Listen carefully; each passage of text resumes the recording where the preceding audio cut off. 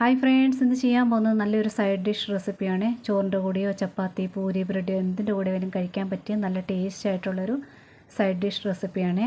അതുപോലെ തന്നെ സബ്സ്ക്രൈബ് ചെയ്യാതെ കാണുന്നവരുണ്ടെങ്കിൽ ലൈക്കും സബ്സ്ക്രൈബും ഒക്കെ ചെയ്തൊന്ന് സപ്പോർട്ട് കൂടി ചെയ്തിരിക്കണേ. കൂടെ തന്നെ നോട്ടിഫിക്കേഷൻ ബെൽ ബട്ടണിലെ ഓൾ ഓപ്ഷൻ കൂടി ഒന്ന് ഓണാക്കി വെക്കാൻ വേണ്ടി മറക്കരുത്.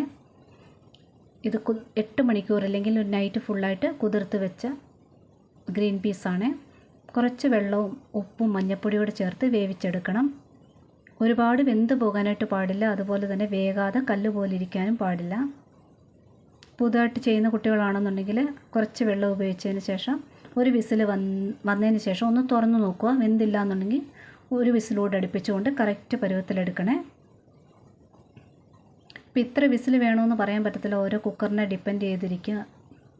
ഈ ഒരു പരുവത്തിൽ കിട്ടിയിട്ടുണ്ട്. ഇതിനകത്ത് വെള്ളമൊന്നും അധികമായിട്ടൊന്നും ഇല്ല, നല്ല സോഫ്റ്റായിട്ട് തന്നെ വെന്ത് കിട്ടിയിട്ടുണ്ട്.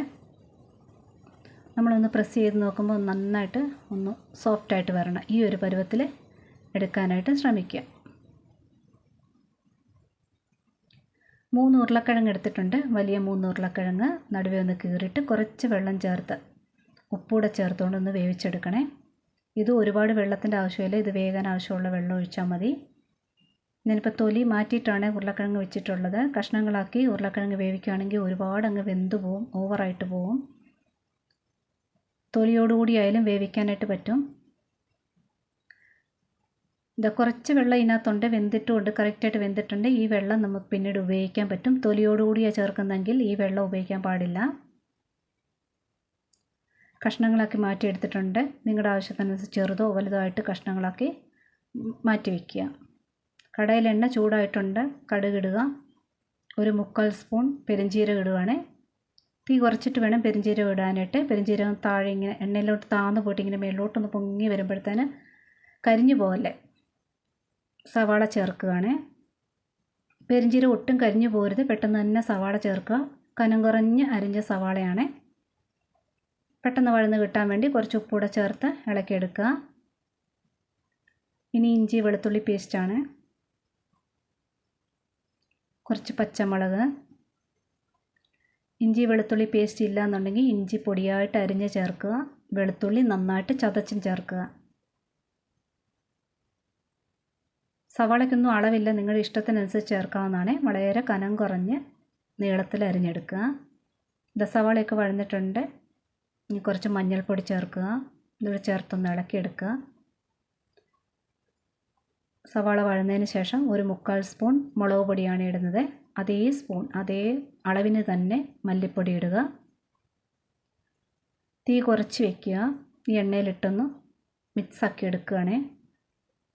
ഇനി ഒരു മീഡിയം സൈസ് നല്ല പഴുത്ത തക്കാളി കനം കുറഞ്ഞ് അരിഞ്ഞതാണ്. ഇതോടെ ചേർത്തൊന്ന് വഴറ്റിയെടുക്കണം. തക്കാളി ഒന്ന് വഴന്ന് കിട്ടണം. കൂടെ തന്നെ ഈ പൊടിയുടെ ഒരു പച്ചമണം കൂടെ പോയി കിട്ടണം. അടിയിലിങ്ങനെ നോൺ സ്റ്റിക്ക് അല്ലാത്ത കാരണം അടിയിലിങ്ങനെ പൊടിയെല്ലാം ഒട്ടിപ്പിടിക്കാൻ തുടങ്ങിയിട്ടുണ്ട്. ശകലം വെള്ളം ഒഴിച്ചാൽ മതി, ആ പൊടിയെല്ലാം പെട്ടെന്ന് ഇളകി വരും. കൂടെ തന്നെ ആ തക്കാളിയും വേവും പച്ചമണമൊക്കെ പോയി കിട്ടും പൊടിയുടെ. അങ്ങനെ ചെയ്യാമെന്നുണ്ടെങ്കിൽ നോൺ സ്റ്റിക്ക് പാത്രം അല്ലെന്നുണ്ടെങ്കിൽ ഇതുപോലെ ഒട്ടിപ്പിടിക്കുന്ന സമയത്ത് ശകലം വെള്ളം തളിച്ചു കൊടുത്താൽ മതി. എണ്ണയൊക്കെ സൈഡിൽ ഇങ്ങനെ ബബിൾ പോലെ വന്നിട്ടുണ്ട്. ഈ മസാലയ്ക്ക് ആവശ്യമുള്ള ഉപ്പും കുറച്ച് കറിവേപ്പിലയും ചേർത്ത് നന്നായിട്ട് ചേർത്തിളക്കുക. ഇപ്പോൾ ആ മസാലയൊക്കെ വെള്ളം നന്നായിട്ട് പറ്റിയിട്ടുണ്ട്. ഇങ്ങനെ സ്ലിപ്പായിട്ട് പോകുന്നുണ്ട്. എണ്ണയൊക്കെ നന്നായിട്ട് തെളിഞ്ഞിട്ടുണ്ട്. ഇനി പെരുംജീരകത്തിൻ്റെ പൊടിയാണ് ചേർക്കുന്നത്. ഒരു 3/4 സ്പൂണ്. പെരുംജീരകം ഇടിച്ച് പൊടിച്ചതായിരിക്കണം ചേർക്കേണ്ടത്, പഴയ പൊടി എടുത്ത് ചേർക്കുകയോ ചെയ്യരുത്. കസൂരി മെത്തിയാണ്. ഇത് നന്നായിട്ട് കയ്യിലൊന്ന് ഞെരടി ചേർക്കുക. ഈ മസാലയെല്ലാം നന്നായിട്ടൊന്ന് യോജിപ്പിച്ചെടുക്കുക. പെരുംജീരകത്തിൻ്റെ പൊടി പഴയതേ ആയിരിക്കരുത്, പുതിയ പെരുംജീരകം, അതായത് പുതിയ പൊടിയെടുത്ത് അപ്പോൾ തന്നെ പൊടിച്ചതായിരിക്കണേ. നല്ലതായിട്ട് ഇടിച്ച് പൊടിച്ചതായിരിക്കണം. ഇനി വേവിച്ച് വെച്ചിരിക്കുന്ന പട്ടാണി, കഷ്ണങ്ങളാക്കി വെച്ചിരിക്കുന്ന ഉരുളക്കിഴങ്ങ് കൂടെ ചേർത്തിളക്കുക. നന്നായിട്ട് യോജിപ്പിച്ച് ഈ സമയത്ത് ഉപ്പൊക്കെ ഒന്ന് ചെക്ക് ചെയ്യണം.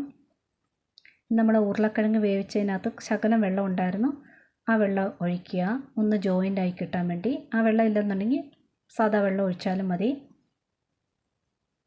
കുറച്ച് വെള്ളം മതി. ഈ മസാല, ഈ കസൂരി മെത്തിയും പെരുംജീരകവും ഒക്കെ ഒന്ന് ഉരുളക്കിഴങ്ങിനകത്തൊന്ന് പിടിച്ച് കിട്ടണം. നന്നായിട്ട് യോജിപ്പിച്ച് ഉപ്പൊക്കെ ചേർത്തതിന് ശേഷം വേണമെങ്കിൽ ഉപ്പ് ചേർത്തതിന് ശേഷം ഒരു 10 മിനിറ്റ് നേരം തന്നെ ലോ ഫ്ലെയിമിലൊന്ന് മൂടി വയ്ക്കുക.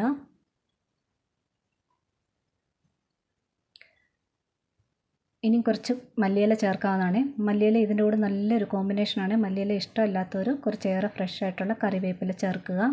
അതുപോലെ തന്നെ പെരുംജീരകത്തിൻ്റെ ഫ്ലേവർ ഇനിയും കൂട്ടാൻ വേണ്ടി ചെയ്യേണ്ടത്, ഒന്നുകിൽ അന്നേരം തന്നെ പൊടിച്ചത് ചേർക്കുക, ഇല്ലെന്നുണ്ടെങ്കിൽ ഒരു 15 നിമിഷം വെള്ളത്തിനകത്ത് കുതിർത്ത് വെക്കുക പെരുംജീരകം. അതിനുശേഷം വെള്ളം മാറ്റിയതിന് ശേഷം അമ്മിക്കല്ലിനകത്ത് നന്നായിട്ട് അരച്ചെടുക്കുക. അമ്മിക്കല്ല് അല്ലെങ്കിൽ ഇടിക്കല്ലിനകത്ത് ഇടിച്ചെടുത്ത് ചേർത്താൽ നല്ല ഫ്ലേവർ കിട്ടും പെരുംജീരകത്തിന്.